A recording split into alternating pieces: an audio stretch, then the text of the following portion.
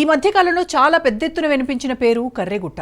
కర్రెగుట్ట ఎరుపెక్కిందని, కర్రెగుట్ట కాలిపోతోందని, ఇలా రకరకాల ప్రాసలతో కూడిన టైటిల్స్తో ప్రసార సాధనాల్లో కథనాలుగా కనిపించాయి. అయితే 2026 మార్చిలోగా మావోయిస్టులు లేకుండా చేస్తామని కేంద్రం ప్రకటించింది. మరి నిర్దేశించుకున్న గడువు కన్నా ముందే ఆపరేషన్ కగార్ సక్సెస్ అయిందా? ఆపరేషన్ కగార్ విజయవంతంగా పూర్తయిందని కేంద్ర బలగాలు ప్రకటించడం, కర్రెగుట్టపై జాతీయ జెండాను ఎగరేయటం చూస్తుంటే కేంద్రం విధించుకున్న ఏడాది గడువు కన్నా ముందే నక్సలైట్ నాయకత్వంపై అదుపు సాధించిందా? మరి బలగాలు అదుపులోకి తీసుకున్న నక్సలైట్లను ఏం చేస్తారు? ఇకపై నక్సలైట్ల ఎర్రజెండా నినాదాలు వినిపించవు అనుకోవాలా? ఆపరేషన్ కగార్ చెబుతున్న కహాని ఏంటి? నక్సలైట్లకు పూర్తిగా అంతమైనట్టేనా? దశాబ్దాల చరిత్రను మోడీ అమిత్ అంతం చేశారా? కగార్ పేరుకు తగినట్టుగానే మావోయిస్టులలో కంగారు పుట్టించింది. విప్లవం సృష్టిస్తామని, అభ్యుదయాన్ని ఆవిష్కరిస్తామని, సమానత్వం సాధిస్తామని చెబుతున్న మావోయిస్టులు ఆపరేషన్ కగారుతో కకావికలం కాక తప్పదని కేంద్ర ప్రభుత్వం చాలా కాలంగా చెబుతోంది. కాదు హెచ్చరిస్తోంది. అందుకే జనజీవన స్రవంతిలో కలవాలని, ప్రజాస్వామ్య ఎన్నికల ప్రక్రియలో పాల్గొని ప్రజల చేత గుర్తింపు పొంది వారికి మేలు చేయాలని కేంద్రం చాలా కాలంగా చెబుతోంది. కానీ మావోయిస్టులు మొదట్నుంచి చెబుతున్న దానికే కట్టుబడి ఉన్నారు. కానీ రోజులు గడుస్తున్న కొద్దీ అగ్రనాయకత్వంలో నమ్మకం సన్నగిల్లింది.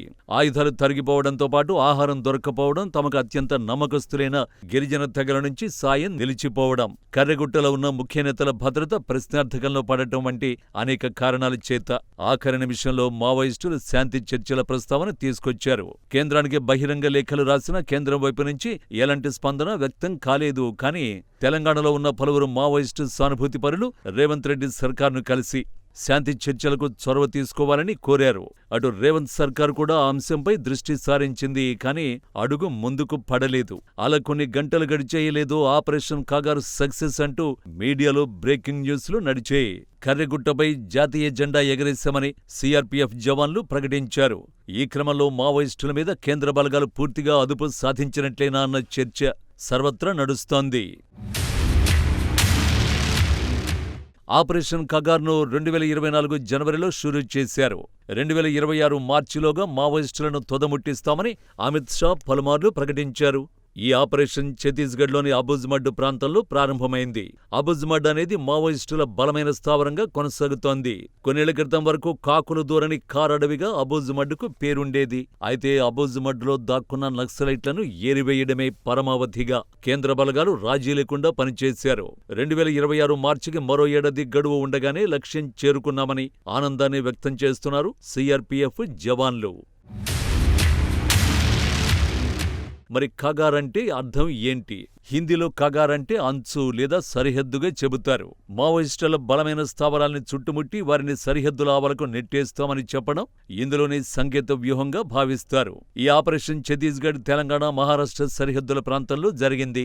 ఇంకా జరుగుతోంది. ఎందుకంటే ఆపరేషన్ సక్సెస్ అయిందని కేంద్ర బలగాలు ప్రకటించినంత మాత్రాన అక్కడ అంతా సాధారణ స్థితికి వచ్చినట్లు కాదు. మావోయిస్టులకు రేపటి రోజుల్లో అక్కడ పట్టు లేకుండా చేయడానికి కేంద్ర బలగాలు ఏం చేయాలో అన్నీ చేస్తాయన్నమాట. అందుకే ఈ ఆపరేషన్కు తదుపరి రూపం కూడా ఉంటుంది అంటున్నారు.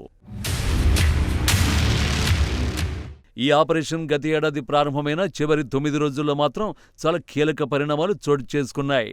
ఈ భారీ ఆపరేషన్లో 10,000 మంది భద్రతా బలగాలు, హెలికాప్టర్లు, డ్రోన్లు, అత్యాధునిక సాంకేతికత, కేంద్ర ఇంటెలిజెన్స్ బ్యూరో పర్యవేక్షణలో ఎంతో సమన్వయంగా ముందుకు కదిలారు. కర్రెగుట్టలో Central Reserve Police Force, CRPF base camp ఏర్పాటు, జాతీయ పతాకం ఎగరవేయడం వంటి సంఘటనలు ఈ ఆపరేషన్ విజయవంతమైనట్లు సూచిస్తున్నాయి. ఛత్తీస్గఢ్, తెలంగాణ, మహారాష్ట్ర సరిహద్దులోని దండకారణ్య ప్రాంతం దశాబ్దాలుగా మావోయిస్టుల బలమైన స్థావరంగా ఉంది. కర్రెగుట్ట హిల్స్, దట్టమైన అడవులు, కఠినమైన భూభాగం మావోయిస్టులకు ఆశ్రయంగా మారాయి. మావోయిస్టు పార్టీకి చెందిన People's Liberation Guerrilla Army PLGA battalion number 1, అలాగే హిడ్మా, దామోదర్, సుజాత వంటి అగ్రనాయకులు ఈ ప్రాంతంలో సంచరిస్తున్నారని ఇంటెలిజెన్స్ రిపోర్టులు సూచించాయి.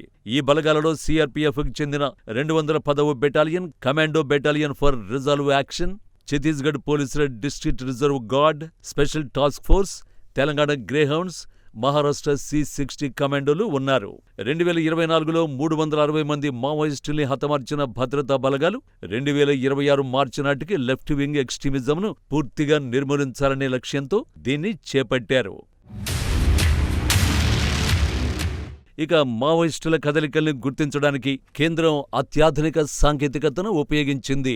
2 డ్రోన్ స్క్వాడ్రన్లు, ప్రతి ఒక్కటి 20 పెద్ద అలాగే చిన్న డ్రోన్లతో కర్రెగుట్ట హిల్స్ లో నిరంతర నిఘా నిర్వహించాయి. ఈ డ్రోన్లు లైవ్ వీడియో ఫీడ్లను అందించి మావోయిస్టులు ఉన్న స్థానాలను ఖచ్చితంగా గుర్తించడంలో సహాయపడ్డాయి.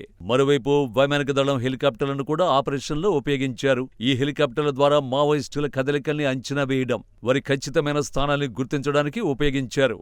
భద్రతా బలగాలకు అవసరమైన ఆహార పదార్థాల చేరవేత, ఇతర లాజిస్టిక్స్ కోసం వీటిని వాడారు.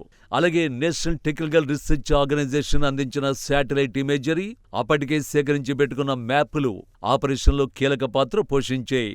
ఈ సాంకేతిక సాధనాలు భద్రతా బలగాలను సరిగ్గా నావిగేట్ చేయడానికి సహాయపడ్డాయి. ఇక కర్రెగుట్టలో సుమారు 1000 మంది మావోయిస్టులున్నారని సిఆర్పీఎఫ్ బలగాలు అంచనా వేశాయి. అందులో మడావి హిడ్మా కూడా ఉన్నట్టు చెబుతున్నారు. హిడ్మా మీద ₹1 కోటి అవార్డు ఉంది. అలాగే దామోదర్, సుజాత వంటి మావోయిస్ట్ సెంట్రల్ కమిటీతో పాటు దండకారణ్య స్పెషల్ జోనల్ కమిటీ నాయకులు కూడా ఉన్నారని ఇంటెలిజెన్స్ రిపోర్టులు సూచించాయి. రాయ్పూర్ నుండి ఐబీ చీఫ్ ఈ ఆపరేషన్ను నిశ్చితంగా పర్యవేక్షించారు. 10 రోజుల క్రితం అంటే ఏప్రిల్ 22న మావోయిస్ట్ సెంట్రల్ లీడర్షిప్ కర్రెగుట్టలో దాక్కున్నారని నిర్దిష్ట సమాచారం తీసుకుని ఆపరేషన్లోని ఆఖరు భాగాన్ని అమలు చేశారు. భద్రతా బలగాలు మావోయిస్టులను న్యూట్రలైజ్ చేయడానికి బహుముఖ వ్యూహాన్ని అనుసరించాయి. ఛత్తీస్గఢ్, తెలంగాణ, మహారాష్ట్ర సరిహద్దుల నుండి కర్రెగుట్ట హిల్స్ను చుట్టుముట్టే. ఈ విధానం మావోయిస్టులు తప్పించుకునే మార్గాలను, వారితో కనెక్ట్ చేసే సరఫరా లైన్లను సమర్థవంతంగా నిలిపేసింది. ఆహారం, ఔషధాలు, ఇతర అవసరమైన వస్తువుల సరఫరాను నిలిపేయడం ద్వారా మావోయిస్టులు బయటకు వచ్చేలా ఒత్తిడి చేశారు. ఓ సీనియర్ అధికారి ఈ ఆపరేషన్ను టెస్ట్ క్రికెట్ మ్యాచ్గా అభివర్ణించడం విశేషం.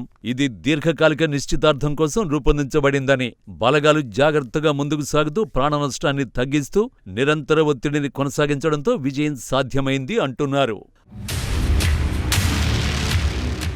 ఆపరేషన్ కగార్ కీలక ఫలితం కర్రెగుట్ట హిల్స్ లో శాశ్వత సిఆర్పీఎఫ్ బేస్ క్యాంపు ఏర్పాటు చేయడమే.